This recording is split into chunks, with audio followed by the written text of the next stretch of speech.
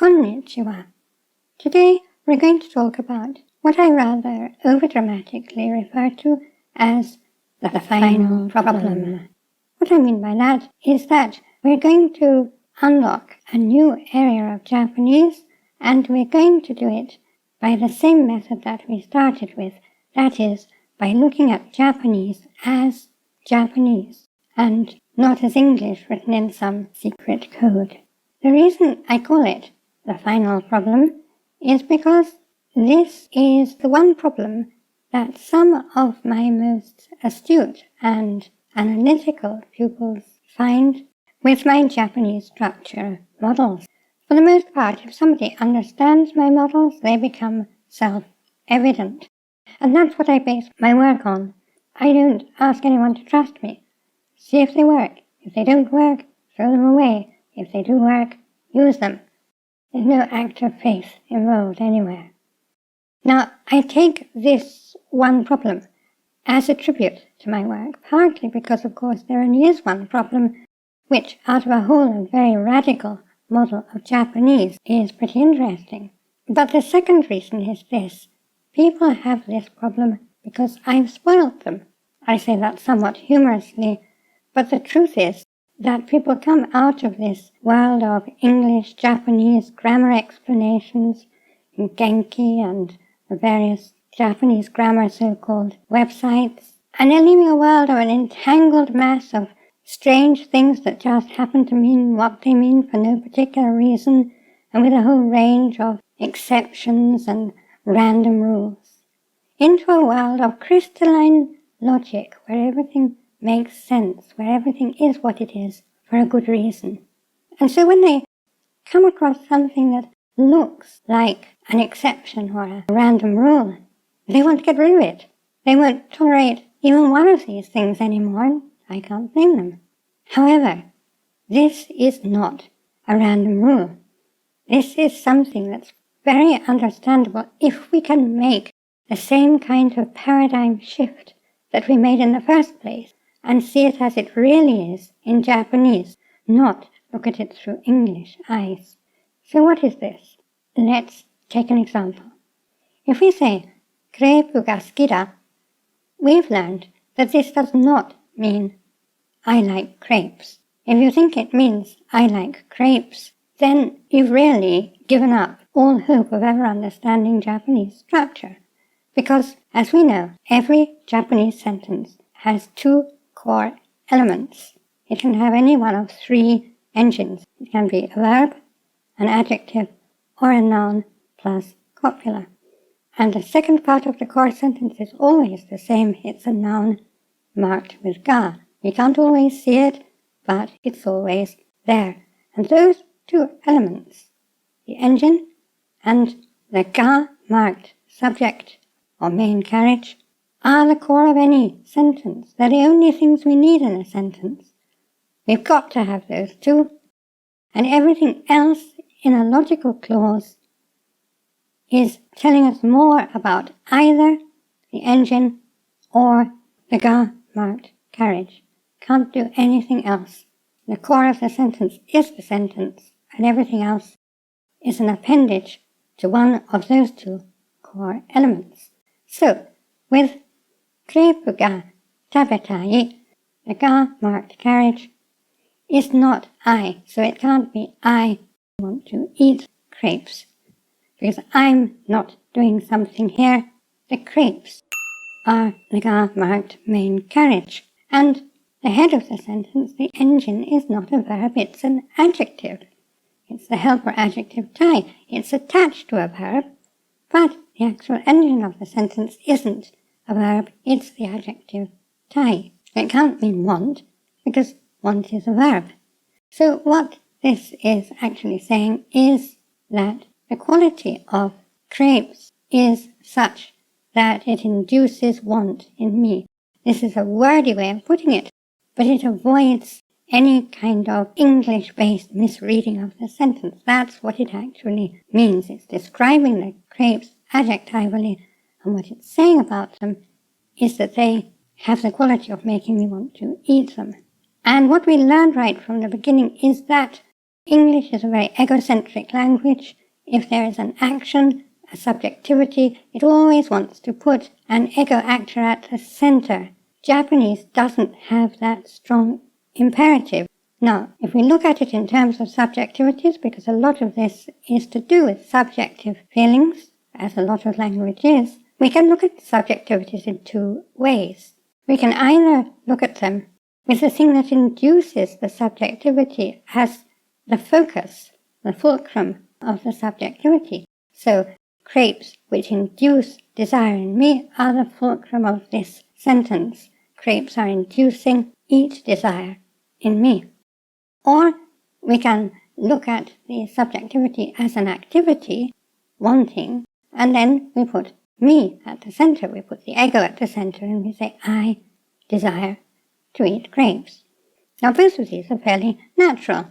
A subjectivity is in fact something that we passively experience, and that is induced in us by something on the outside of us. That is a perfectly valid way of looking at things, and perhaps more valid than the English ego-centered way. Certainly no less valid. Japanese happens to prefer this way of looking at it. English prefers the other, and this spills over into all kinds of areas. So, for example, Japanese is very happy to say, Mizu ga inu ni nomareta, which means the water, drink received from the dog. The key actor of this sentence is the water, not the dog. The water is receiving the act of drinking from the dog. English is so biased against this that it's almost impossible to translate this into English without turning it passive. It's not passive in Japanese. And this bias goes so deep that the entire reru, rereru, helper verb, which is the verb of receiving an action, is called the passive by this pseudo-Japanese grammar that gets taught in English. It's not passive. It's just that the only way to translate it into English is to turn it passive. Now, let's get back to our crepes. If we say, krepu ga tabetai, the center of the action is the crepes. They are inducing desire in me. If we say, onaka ga suita, hayaku tabetai, we're saying, I'm hungry, I want to eat soon. Now, hayaku tabetai doesn't have a visible actor, but the actor of this, the zero, is me. So it's zero ga hayaku tabetai. I want to eat soon. Now this is the final problem. This is the thing that some of my most astute students have reacted against. They don't like the fact that the Thai helper adjective switches polarity, that it can both describe something inducing the desire to eat and the person feeling the desire to eat if the inducer is not explicitly present. They actually have suggested, and several people have suggested this to me independently, have suggested a workaround of saying, well, can't we say that the ga-marked actor is in fact food, thus food in general perhaps. Food is making me want to eat it. And I see why they're trying to do this. They're trying to get rid of what looks like the one anomaly in an otherwise perfectly logical system. But actually, this isn't an anomaly, and we'll come to that in a moment. The workaround doesn't work. Firstly, because if you know much about Japanese, you understand that this is not what's happening. Someone is not saying they're wanting to eat anything or food in general. They're just saying that they want to eat. That's something I think you'll intuitively come to understand, but I also understand that intuition is not an argument. Even Genki could probably use the intuition card to support some of their other outlandish interpretations of Japanese. But we don't have to rely on that. We can produce proof. Let's take the sentence, Tokyo ni ikitai. This means I want to go to Tokyo. Now there is no possible other zero ga in this sentence than I. It can't be Tokyo because that's already the ni-marked destination. It can't be go because that's a verb, and we can never mark anything but a noun with ga or any other logical particle. So we know for certain that it is in fact possible for Tay to flip its polarity, to point not to the object inducing desire to do, but also to the person or animal experiencing the desire to do. And this goes on to extend to other areas of Japanese. For example, the potential. When we say hon ga yomeru, we're saying the book does readable. You can't translate this directly into English because it's a verb, and readable isn't a verb in English, but in Japanese we're saying the book does readable. Now this is a subjectivity in a certain sense because it's not talking about the fact that it's in general possible to read the book. That would be kanose. It's talking about the fact that the book is readable to a person or people in particular. But again, the ga marked subject is the book. So saying, I can read the book or we can read the book is simply false. That's not what the sentence is doing, and if we think it is, we're going to end up with this completely destructive idea that ga can sometimes mark the object of a sentence. It never can. It can only ever mark the subject, the akar of a sentence. And this is so crucial to Japanese because it's what every single sentence you ever see, ever in your whole life, consists of. A ga-marked A and a B engine. Disrupt that and you've disrupted everything. So the actor of hon ga yomeru is the book. The book does readable. But if we say watashi ga yomeru or Sakura ga yomeru, what we're saying is I can read, Sakura can read, not can read a particular book, not can read a newspaper, not can read a manga, but can read is literate. So once again, the potential can flip its polarity. If there's a specific readable thing, then it's that does readable. But if there isn't, if it's just referring to literacy in general, then it flips polarity and points to the person or people who are able to read. Now, why is this? We've talked about the fact that the non-egocentricity of Japanese is fundamentally rooted in a more animist way of seeing the world. I'm not saying anything here about what Japanese people as individuals believe nowadays. I'm talking about how the language looks at the world. English requires an ego at the center. Japanese doesn't. It's much more happy to have non-ego actors as the center of even a subjective-based sentence.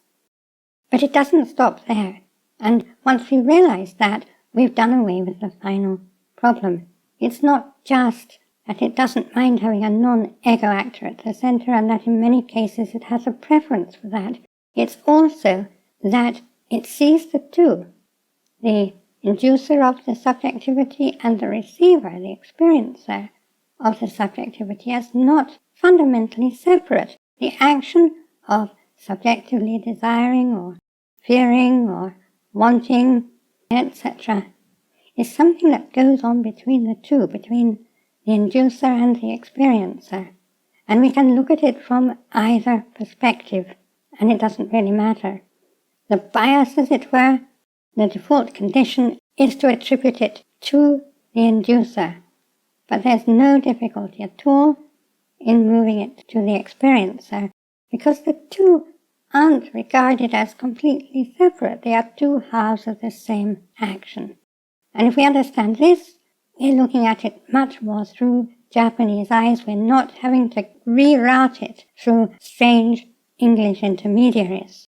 And this affects all kinds of things, not just the grammatical areas we've talked about, but all kinds of things. For example, let's take the word fushigi. Fushigi means mystery. It's a noun. It means mystery.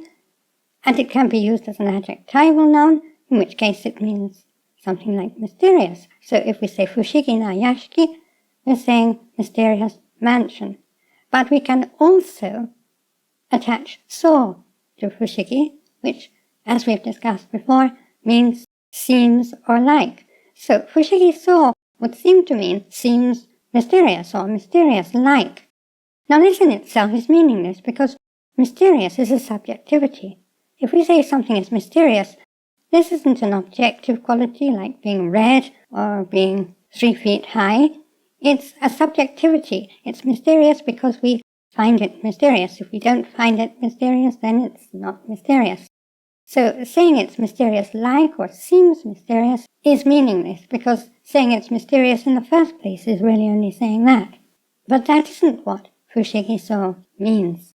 Fushigi so is used in sentences like これは何? と、Sakura wa fushigi so ni itta. What's this? Asked Sakura in a mystified manner. Fushigi so, you see, again flips polarity. It doesn't apply to the thing which is inducing the sense of mystery. It applies to the person feeling the sense of mystery. So fushigi so means something like mystified, sometimes perhaps puzzled, but in any case, it means perceiving the quality of fushigi in something else. So you see, this whole flipping of polarity, which is based in a more unified view of the world, not just more animist, to use that term, but unified. More in a sense that the inside and the outside are not wholly separate, but are two sides of the same perception. And if we can grasp that, the final problem is solved. And a whole area of Japanese is unlocked and released from the necessity of routing it through English. If you have any questions or comments, please put them in the comments below, and I will answer as usual. I'd like to thank my gold Kokeshi patrons, my producer angels who make these videos possible, and all my patrons and supporters on Patreon and everywhere. And I'd like to thank you for attending this lesson. これからもよろしくお願いします。Class dismissed.